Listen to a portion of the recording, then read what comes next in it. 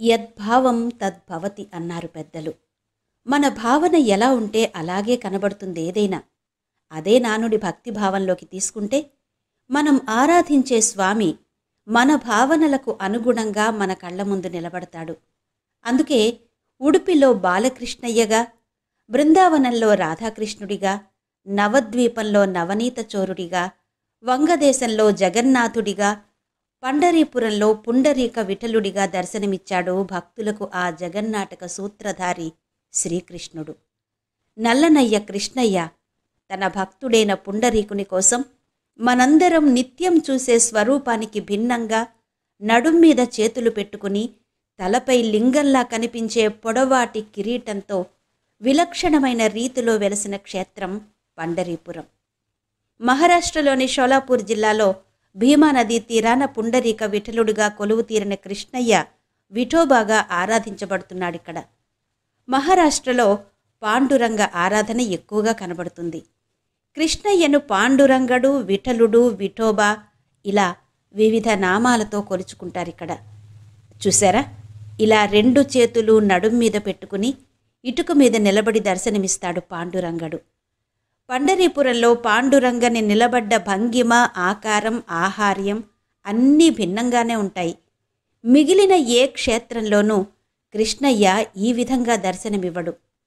కృష్ణయ్య వివిధ నామాలతో వివిధ క్షేత్రాలలో వెలిసిన ఏ రెండు క్షేత్రాలు తీసుకున్నా ఎక్కడో ఒక చోట ఏదో ఒక విధమైన పోలిక కనీసం ఒక్కటైనా కనబడుతుంది. కానీ పండరీపురంలో మాత్రం పూర్తిగా భిన్నంగా కనబడతాడు స్వామి. ఎందుకలా? మిగిలిన అన్ని క్షేత్రాలకు భిన్నంగా స్వామి విలక్షణ భంగిమలో ఇలా కొలువు తీరడానికి కారణమేంటి? అసలు ఈ క్షేత్రంలో కృష్ణయ్య పాండురంగడిగా ఎందుకు పిలువబడుతున్నాడు? ఒక భక్తుడి కోరిక మీద కృష్ణయ్య ఇక్కడ పాండురంగడిగా విలక్షణ భంగిమలో కొలువు తీరాడని సాధారణంగా వినబడే కథనం. మరందరూ చెప్పుకుంటున్నట్టు ఆ నల్లనయ్య తన భక్తుడి కోసమే ఇక్కడికొచ్చి వెలిశాడా? లేక మరేదైనా కారణముందా?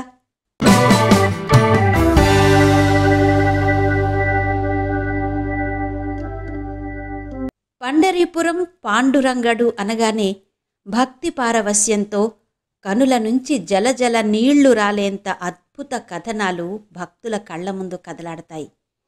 సాధారణంగా రుక్మిణీదేవి శ్రీకృష్ణ భగవానుని అనుసరించే ఉంటుంది. మరిక్కడ మాత్రం స్వామివారి సరసన కాకుండా స్వామి ఆలయానికి కాస్త దూరంగా కొలువు తీరి ఉంటుంది. ఎందుకని? రుక్మిణీదేవి ఇలా దూరంగా కొలువు తీరడానికి కారణమేంటి? కలియుగంలో సామాన్య మానవులను ఉద్ధరించడానికి, తరింపచేయడానికి వెలిసిన పరమ పుణ్యక్షేత్రం పండరీపురం. ఆ పవిత్ర స్థలిలో రాయి, రప్ప, చెట్టు, పుట్ట, కొండ, కోన దేనిని కదిలించినా ఆ విఠలుని కథలే చెబుతాయి. చివరికి గాలి కూడా భక్తి పారవస్యంతో గానం చేస్తుంది. అది ఇదనేముంది, ప్రకృతిలోని ప్రతి పదము ఆ విఠలుని స్మరణతో తరించిపోతుంది. ప్రకృతే కాదు, విఠలుడు, పాండురంగడు అనగానే అందరికీ జ్ఞాపకం వచ్చే పేరు పాండురంగని భక్తుడు పుండరీకుడు. పుండరీకుడే కాదు, ఓ జానాబాయి, ఓ సక్కుబాయి, ఓ తుకారాం, ఓ నామదేవ్, ఓ చోఖమేలుడు ఇలా ఎందరో భక్తుల జీవితాలు ముడిపడి ఉన్నాయి. వీరందరూ సాధారణ భక్తులేనా? వీరి జీవితంలో పాండురంగని పాత్ర ఏంటి? అన్నిటికంటే ముఖ్యంగా పండరీపురంలో పాండురంగని ఆలయంలో స్వామి భక్తులు నామ్దేవ్, చోఖమేళా ప్రత్యేక స్థానాల్లో కనబడతారు. ఎందుకని? అంతమంది భక్తుల్లో వీరు మాత్రమే ఇంత ప్రత్యేకంగా ఎందుకుంటారు? పరమ పావనమైన నదీమ తల్లి చంద్రభాగా నది. ఆ చంద్రభాగ నదీ తీరంలో పుణ్యస్నానాలు చేసి రంగడిని ఆరాధించి ఎంతోమంది భక్తులు ముక్తి పదాన్ని చేరుకున్నారు. అసలు రంగడు వెలిసిన ఈ చంద్రభాగ నదికి ఓ అద్భుత పురాణ కథనం ఉంది. ఈ క్షేత్రంలో దేవఋషి నారదుని ఆలయం కూడా ఉంటుంది. అయితే అది నీట మునిగి ఉంటుంది. ఎందుకని? ప్రతి పుణ్యక్షేత్రంలోనూ ఎన్నో తీర్థాలుంటాయి. అలాగే ఈ క్షేత్రంలోనూ ఓ తీర్థముంది. అదే లోహదండ తీర్థం. ఈ తీర్థానికి ఇంత విచిత్రమైన పేరు ఎందుకొచ్చింది? పండరీపురం క్షేత్రం పేరు వినగానే పుండరీకుడు, సతీ సక్కుబాయి, జానాబాయి, నామదేవుడు, చౌకమేళ ఇలా మనకు జ్ఞాపకం వచ్చే భక్తుల పేర్లు ఎన్నో ఉంటాయి. అలాగే దేవఋషి నారదునితో కూడా ఈ క్షేత్రానికి సంబంధం ఉంది. అలాగే దేవరాజు ఇంద్రునికి కూడా ఈ క్షేత్రంతో గట్టి సంబంధమే ఉంది. మరేంటా సంబంధం? ఇలా చెప్పుకుంటూ పోతే ఎన్నో విచిత్ర విలక్షణ అంశాలు తెర మీదకొస్తాయి. 1, 2 కాదు, దక్షిణ కాశీ పండరీపురం గురించి ఎంత చెప్పుకున్నా ఇంకా మిగిలే ఉంటుంది. అలాంటి అద్భుత పండరీపుర క్షేత్ర మహత్యం గురించి ఇప్పుడు తెలుసుకుందాం. పండరీపురం వైష్ణవ క్షేత్రమా, శైవ క్షేత్రమా? మహారాష్ట్రలోని షోలాపూర్ జిల్లాలో భీమా నదీ తీరాన ఉంది దక్షిణ కాశీగా ప్రసిద్ధి చెందిన పండరీపుర క్షేత్రం. మహారాష్ట్ర ఋగ్వేదంలో రాష్ట్ర అని, అశోకుని శాసనాల్లో రాష్ట్రీకమని, హువాన్స్యాంగ్ వంటి విదేశీ చరిత్రకారుల ద్వారా మహారాష్ట్ర అని ప్రస్తావించబడిన ప్రాంతం. ఒకప్పుడు శ్రీరామచంద్రుడు నడయాడిన పుణ్యభూమి, ఎందరో వీరులకు శూరులకు నిలయమైన వీరభూమి.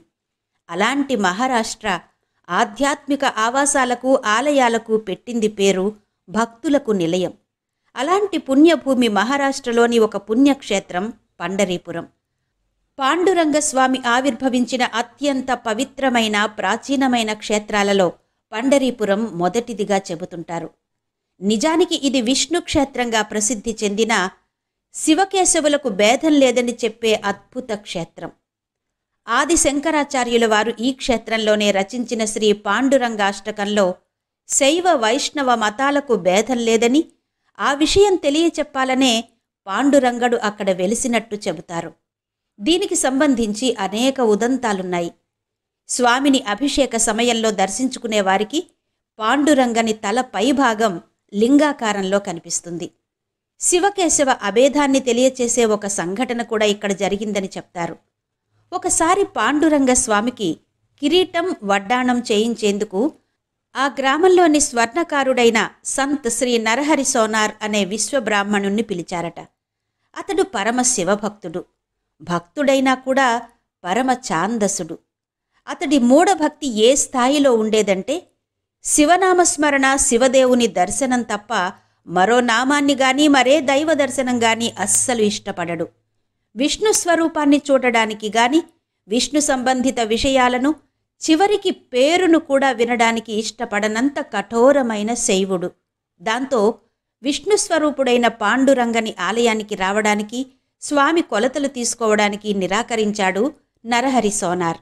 దాంతో పెద్దలు ఆలోచనలో పడ్డారు. ఎందుకంటే గ్రామంలో పనితనం కలిగిన స్వర్ణకారుడు నరహరి సోనార్. ఎలాగైనా అతడి చేతే స్వామికి కిరీటం చేయిస్తే బాగుంటుంది అనుకున్నారు. కానీ నరహరి చూస్తే ఆలయంలోకి రానంటున్నాడు.